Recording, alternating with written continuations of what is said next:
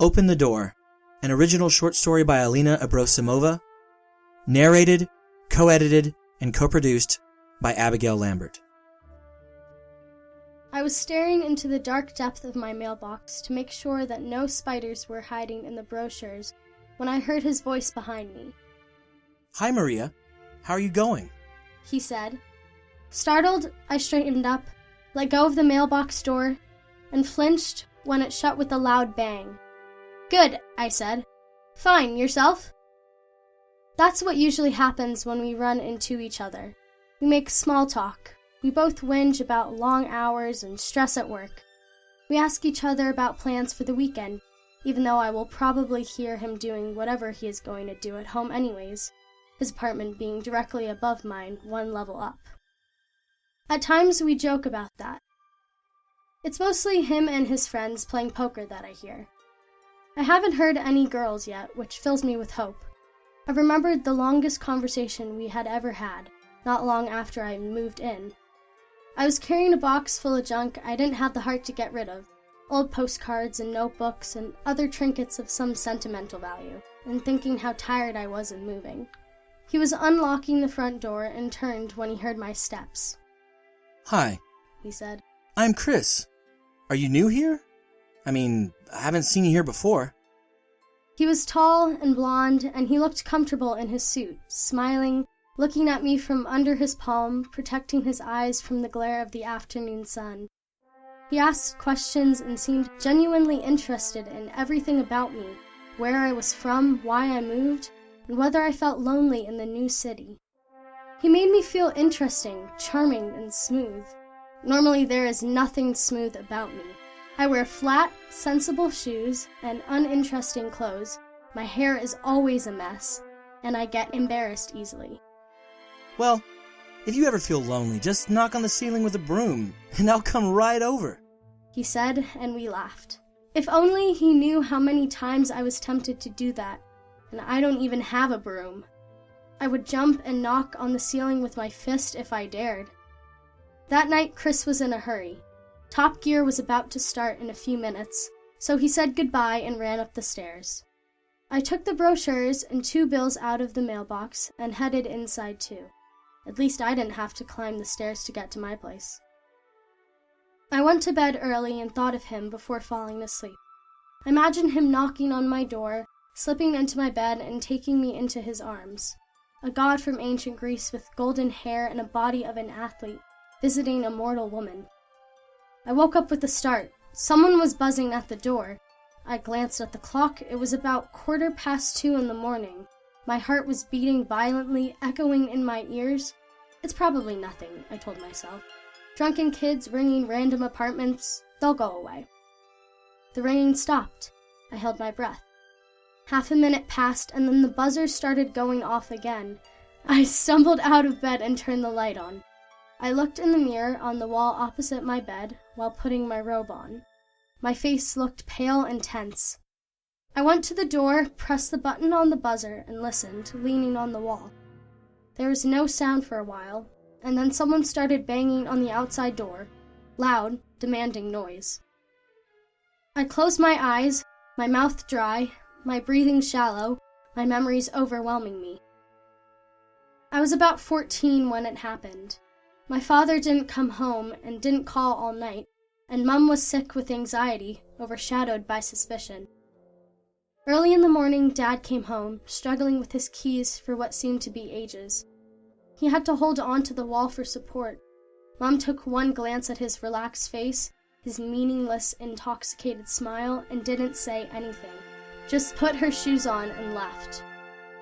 He tried to call my mother by name and failed, making an indistinct, gurgling sound instead. I watched him with a mix of fascination and disgust. I had never seen him like that before. The stink of alcohol hanging around him like a thick cloud. He nearly fell down twice before he got to the lounge room, and I had to help him onto the couch.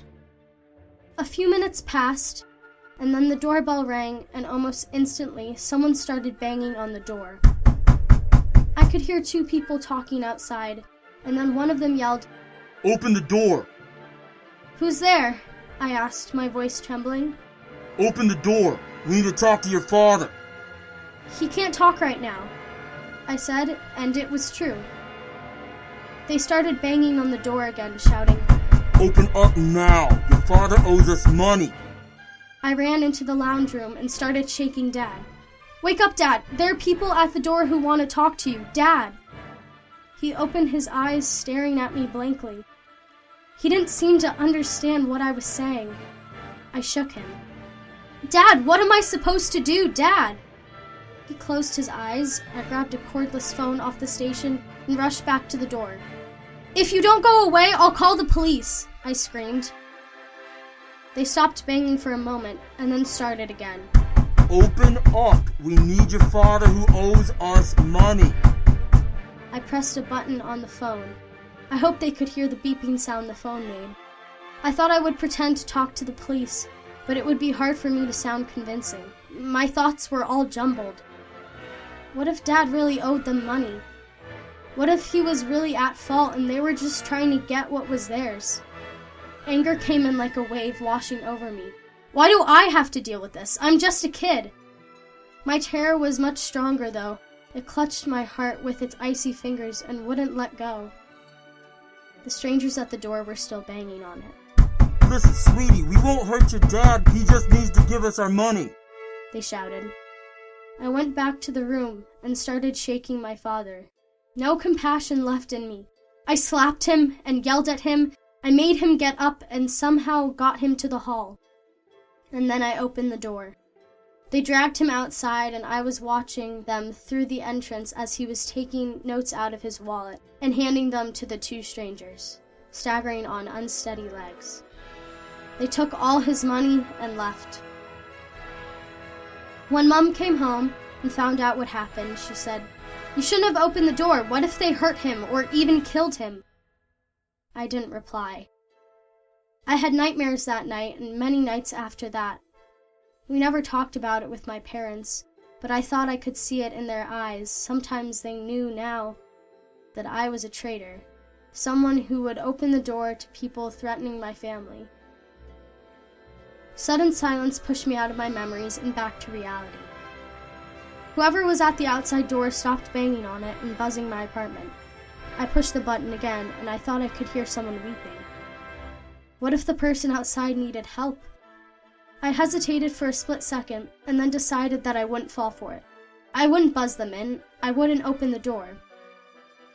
A moment later, I could hear the buzzer going off in other apartments, and then a door opened upstairs, and someone ran down to the entrance and opened the outside door.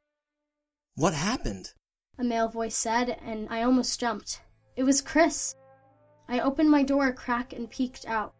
He was talking to a girl, her hair plastered to her face, her short dress clinging to her body. "Don't trust her," I wanted to yell out. "I think I was drugged in a club," she said. "I feel very funny and my handbag is gone. I don't have my keys." Where do you live? "On the 3rd floor, but I don't have my keys. My handbag's gone." She started crying. I thought that girl I know from the ground floor would help me. I was trying to buzz her, but nobody answered. I don't know what to do. I felt hot and cold, then hot again. I knew the girl. She lived in our building. Gorgeous blonde with an open smile, friendly and cheerful. I liked her. You can stay at my place till morning. Don't worry, Chris said. And then we'll call the owner and she should have a spare key somewhere. Come on. Again, there's no worries. Everything is gonna be all right. Still sniffling, she followed him up the stairs. I carefully shut my door and stood there for a while with my eyes closed. Next morning, as I was leaving for work, I ran into the landlady. "Did you hear what happened?" she said. "The girl from the 3rd floor was drugged in a club and lost her handbag. Poor thing. She was so lucky to get out unmolested. She said she tried to ring your unit. Did you hear anything?" "I took a sleeping pill," I said. "Didn't hear anything." "Oh. Luckily Chris was at home and he helped her. I think they are a couple now." She winked at me, and I thought with detachment what an old mole she was. "Here they are, look." As I looked at them walking towards us, both smiling and breathtakingly beautiful, I stepped back from the mailbox to the entrance door, and I opened it for them, so they didn't have to stop on their way up.